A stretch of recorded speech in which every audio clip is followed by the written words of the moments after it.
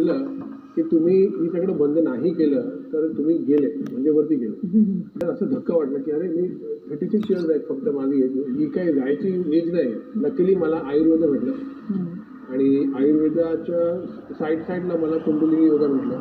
कारण की from the beginning I was never in favour of allopathy. मला ॲलोपॅथीवर जास्त एवढं काय विश्वास नाही. तरी ॲलोपॅथी तर मला घ्यायची तर किचनमध्ये जे आपले उपाय हळद सांगा, गार्लिक म्हणा, ज्येष्ठ म्हणा, जी पण असेल म्हणा, तो हाव इट हील झाला. आम्हाला कसं आमच्या जीवनला एकदम मस्त करू शकतो, हेल्थ चांगली करू शकतो तो.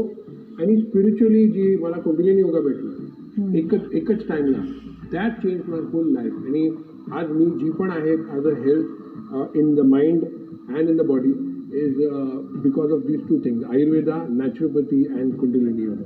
म्हणजे बऱ्याच जणांना माहिती नसेल तर मी सांगते की ते खूप साऱ्या मोठ्या इंटरनॅशनल योगा फेस्टिवल जे होतात त्याच्यामध्ये म्हणजे ऋषिकेशचं गेले काही वर्ष जे योगा फेस्टिवल होतं ते म्हणा किंवा बाहेर देशीचे जे योगा फेस्टिवल होतात तिथे ते जाऊन योगा शिकवतात काही हजारो स्टुडंट्सना.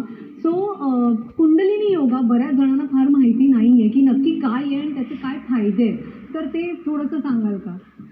आम्हाला जी योगा माहिती आहे म्हणजे हाथ योगा, अष्टांग योगा, अयंगर योगा, त्यामुळे त्यांचं तो पण ट्राय केलं मी. पण 15-20 वर्ष मी असं खाली जमिनीवर बसू शकतो. कारण की एवढं टाईटनेस होतं ना बॉडीमध्ये, स्टिफनेस एवढी होती बॉडीमध्ये की असं जमिनीवर असं पाणी घालून मी बसू शकलो नाही.